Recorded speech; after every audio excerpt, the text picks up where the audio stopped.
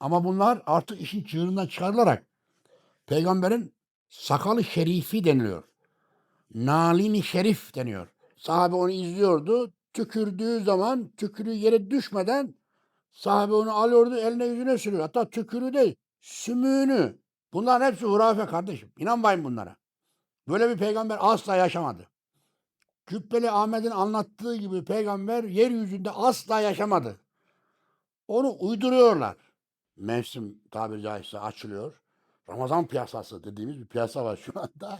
Hurafe anlatıcıları sıraya giriyor. Böyle gece gündüz hurafe anlatıyorlar. Biz de onların inadına, biz de onların panzehirini söylüyoruz. Ramazan ayında Hırkaya Şerif Camii var. Peygamberin hırkası gösteriliyor orada. Hırkayı Şerif'in özelliği nedir? Ziyaret etmek sevap mıdır? Şimdi işte Ramazan'da türbeleri ziyaret bir hurafeye dönüşmüş vaziyette demiştim. Onun tipik örneğinden bir tanesi de Hırkayı Şerif Camisi'dir. Sembolik değeri çok yüksektir. Fatih'te Hırkayı Şerif Mahallesi vardır. Orada bir Feyce Camisi var. Ben gittim, gördüm, biliyorum. Orada bir sandığın içerisinde kıl saklanıyor. Ve bunu Peygamberimizin saçının kılı, sakalının teli olduğu rivayet ediliyor. Ve her Ramazan geldiğinde törenle açılarak indiriliyor. İnsanlar onu gidiyor, ziyaret ediyor, dua ediyor. Elle dokunmaya çalışanlar, el yüz sürmeye çalışanlar oluyor. Şimdi bana göre bu hurafenin de ötesinde şirktir. Allah'a şirk koşmak böyle bir şeydir. Yani peygamberin sakal olduğu nereden malum? Öyle bir şey yok. Mesela Eyüp Sultan'da, Eyüp Sultan Camisi'nde sahabeden Ebul Ensar Eyyubi'nin yattığı da bir şehir efsanesidir. Bütün tarihçiler orada öyle bir sahabenin yatmadığını, bunun uydurulduğunu, halkın maneviyatını kazanmak için, kitleyi oraya çekmek için bu yalanın devam ettirildiğini söylerler.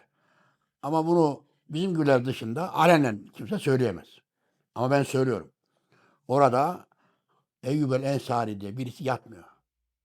Boş orası. İnsanlar ama o yatıyor diye gidiyor dua sürüyor. Elini ayağını sürüyor. Burada Balat'a gelirken ileride bir yerde Ebu Zer-i Gıfari türbesine gider diye bir levha gördüm. Ben de Ebu Zer-i Gıfari'ye çok meraklı olduğum için işimi gücümü bıraktım. Levhayı takip ettim. Neredeymiş bu diye.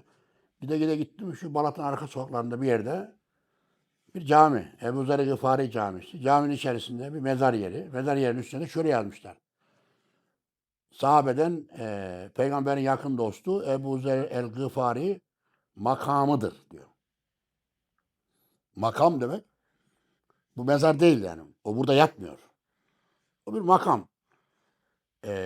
Eyüp'teki e, Eyüp Sultan sahabeden Eyüp Sultan'ın yattığı yer de mezar değildir. Makamdır. E, Adıyaman'da Ebu Zer Gıfari'nin çok makamı var. Bunlar niye oluyor?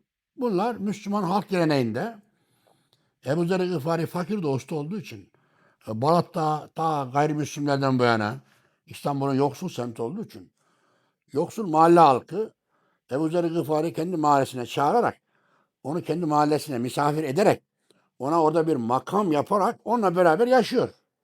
Hoşuna gidiyor oraya gitmek yerine. Moral buluyor. Halk kahramanlarla yaşar. Kahramansız yapamaz. Onun makamını getirir, mezarını getirir. Onunla beraber kalkar. Önemli günlerinde hemen oraya gider. Çoluğunu çocuğunu alır götürür falan. Onunla yaşar yani. Öldüğü halde onunla yaşar. Aslında türbe kültürünün arkasında yatan sosyoloji bu. Ama bunlar artık işin çığırından çıkarılarak peygamberin sakalı şerifi deniliyor. Nalini şerif deniyor. Yani peygamberin giydiği nalinler. Peygamberin sakalının teli gibi. Hatta adam çıkıyor diyor ki peygamber konuşurken sahabe onu izliyordu. Tükürdüğü zaman tükürüğü yere düşmeden sahabe onu alıyordu, eline yüzüne sürüyor. Hatta tükürüğü değil, sümüğünü eline yüzüne sürüyordu diyor. Yani adam bunu peygamberi böyle anlatıyor yani. Cübbeli Ahmet denilen vatandaş işte Ramazan'da yine bunları anlatacak. Bunların hepsi hurafe kardeşim. İnanmayın bunlara. Böyle bir peygamber asla yaşamadı. Cübbeli Ahmet'in anlattığı gibi peygamber yeryüzünde asla yaşamadı. Onu uyduruyorlar. Dolayısıyla şimdi peygamber size en güzel örnektir diyor. onun mertliği, dürüstlüğü, cömertliği, diğergamlığı, paylaşımcılığı varken, yalan söylemezliği, nezaketi, kibarlığı varken bunları anlatmak nedir ya? Böyle bir şey olabilir mi? Ama maalesef işte Ramazan girince mevsim tabiri caizse açılıyor. Ramazan piyasası dediğimiz bir piyasa var şu anda. Hurafe anlatıcıları sıraya giriyor. Böyle gece gündüz hurafe anlatıyorlar. Biz de onların inadına, biz de onların panzehirini söylüyoruz. İşin gerçeği doğrusunu onu anlatmaya çalışıyoruz. Evet. Niye bu kadar hurafelere yüklenmişler hocam? Yani amaçları ne? Mesela cübbeli örneğini verdiniz. Şimdi halkın geneli beşer kitle olduğu için bunlar beşer kitle duyarlılıklarına sesleniyorlar. Ne demek şimdi bu? Kur'an-ı Kerim'de bir beşer kavramı var, bir de insan kavramı var. Ali Şeriatçı beşerle insan arasında ayrım yapar ve der ki her insan beşerdir ama her beşer insan değildir. Beşer kitle bizim ilk insani halimizdir. Hani Neandertallardan yeni dönüşmüş halimiz oluyor. Homo sapiens'in ilk iptidai haline beşer diyoruz. Beşerler ne yaparlar? Yerler, içerler, yatarlar, çiftleşirler, tuvalete giderler, gelirler. Menfaatine bakar. Bir yalana hemen inanır. Araştırmaz, aklını kullanmaz. Delil, kanıt ne diye sormaz. Bağlanmak ister. Tek başına ayakta duramaz. Bir sürü psikolojisi içerisinde yaşayan insan kitlesine beşer denir. Şimdi siyasetçiler beşer kitleye seslenir. Din adamlarının çoğu beşer kitleye seslenir. Çünkü bunların çoğu cahildir, gelişmemiştir, aklını kullanmaz. Her türlü hurafeye inanmaya meyyaldir. Onlara bunları anlatarak o kitleyi kendilerine çekmeye çalışırlar. Ama eğer bir insan beşerlikten insanlığa doğru çıkmaya başlamışsa sorgulamaya başlar. Delil sorar, kanıt sorar. Bu nereden malum? Bunun aslı ne? Der. Bu benim faydama mı, zararıma mı, aleyhime mi, lehime mi?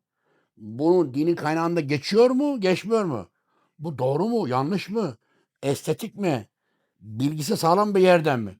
Bütün bunları sorgulamaya yani aklını kullanmaya başladıkça, edep, adap öğrendikçe, bilgisini geliştirdikçe insanlaşırız. Bu ikisi at başı gider. Çok bilgili bir insan birdenbire bir beşer yanlığı etkisinde kalabilir. Beşer derekesine düşebilir. Bir beşer de giderek, yükselerek muazzam bir insana dönüşebilir. Bu ikisi arasındaki bir yay sarkacı gibi böyle insanoğlu gider gelir.